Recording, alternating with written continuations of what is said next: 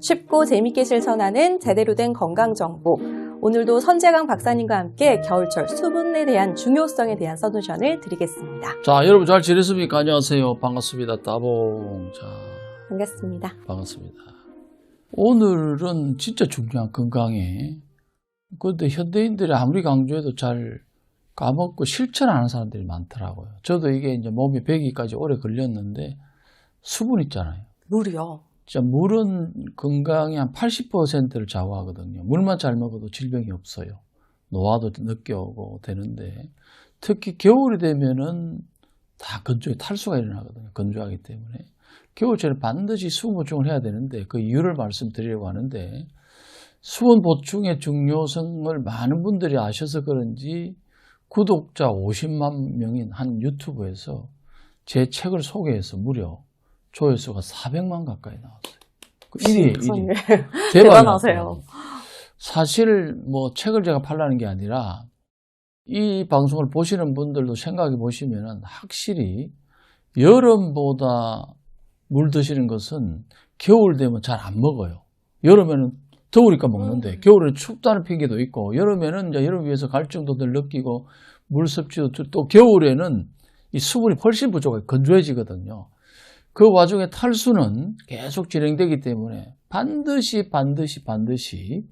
식사 전 30분 전에 반드시 물을 한 200cc 먹고, 식후 2시간 후에 한 200 먹고, 아침에 일어나서 바로 200, 미지간 물, 자기 전에 200, 하루에 8번은 꼭 드셔야 가장 적은 비용으로 고효율을 나타내는 건강을 유지하는 필수 아이템이기 때문에 꼭 드시기 바랍니다. 박사님 이렇게 200ml씩 8번 나눠주시니까 먹을 수 있을 것 같아요. 언제. 그런데 다른 계절보다도 겨울에 꼭 마셔야 되는 이유가 있을까요, 물을? 자, 겨울 되면은 냉기가 들어오면 냉은 독이면서 건조를 동반하거든요. 냉하게 되면 누구나 건조해져요. 습하게 되면 누구나 열이 오르고. 그러니까 차다는 건 건조하다는 거예요. 그러니까 피부 건조가 많아요. 그렇기 때문에 겨울에는 탈수가 심각하게 많아요. 그런데 반대로 여름에는 어느 정도 먹는데, 겨울에 가장 많이 먹어야 되는 물을 가장 적게 먹는 그런 계절이 되다 보니까 겨울을 잘못 나게 되면요, 봄, 여름, 가을에 병이 많아요. 그래서 겨울을 잘 나는 거, 왜냐면 휴식하는 계절이고, 이 자연을 봐봐요. 겨울에는 잎을 버리고 뿌리로 들어가서 식물도, 동물들도 웬만하면은 휴식하면서 충전하고, 그 시간에는 뭔가 되게 되는데, 물이 부족하게 되면, 충전이 휴식이 안 되게 되면 봄에 쓸 에너지, 여름에 쓸 에너지가 부족하게 되거든요. 그래서 겨울에 반드시 물을 하루에 2리터 정도 먹는 습관을 오늘 당장 가지시기 바랍니다. 그래야겠습니다. 박사님, 그러면은 겨울철에 물을 많이 마셔야 되는 이유 두 번째는 뭐가 있을까요? 수백 가지 있는데, 두 번째는요, 물은 생명의 필수 영양소이면서 에너지이면서 효소도 만들고 호르몬도 만들고 혈액도 만들고 뼈도 만들고 모발, 모든 것이 어릴 때 태어나면 한 85%가 물이에요. 나이가 들어갈수록 한 50%로 줄어들어서 노화라 그래요. 그러니까 수분 부족이 노화거든요. 그러면 노화 면역이 떨어지고, 그러니까 고혈압, 당뇨, 고지혈, 치매암도 물 부족 현상으로서 많이 발생을 해요. 물이 부족하면 뭐 혈액 순환이 안 되고, 효소도 부족하게 되고, 그 다음에 대사도 안 되게 되고, 그 다음에 몸이 마르게 되고, 하기 때문에 물은 어찌 보면 생명 유지의 필수 물질 중에서 첫 번째에 해당합니다. 동식물에.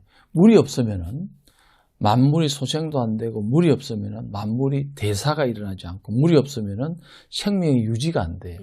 그러니까 제일 무서운 게 현대인들은 80%가 탈수 환자라 그래요. 그렇게나 많이요? 예.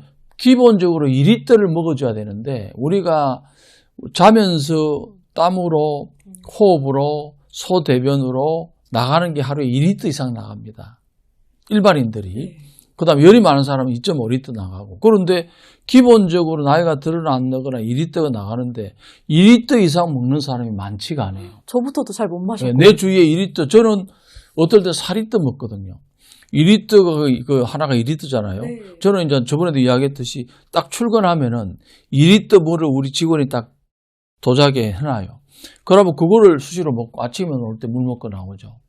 그 다음에 그게 모자라니까 끝나고 나서 또 집에 가서 물 먹고 자기 전에 물 먹고, 아침에 나오면 필수가 물이에요. 박사님 진짜 물 많이 자주 드세요. 저도 많이 목격했지만. 그게 물이 필수 물질인데, 근데 현대인들이 자꾸 멀리 보지 말고 물만 잘 먹어도 큰 병이 없다는 사실을 꼭 기억하시기 바랍니다. 네. 박사님, 그러면 저처럼 물을 드시기 좀 힘들어 하시는 분들은 보이차 드시는 건 혹시 괜찮을까요? 그렇죠. 이제 현대인들이 또 아주 좋은 질문을 했어요. 커피는 너무 많이 먹잖아요, 현대인들. 커피는 탈수를 유발하고 각성작용이 있지만은 또 이게 각성하고 난 다음에 몸이 그 부작용으로 막 기운이 없어져요.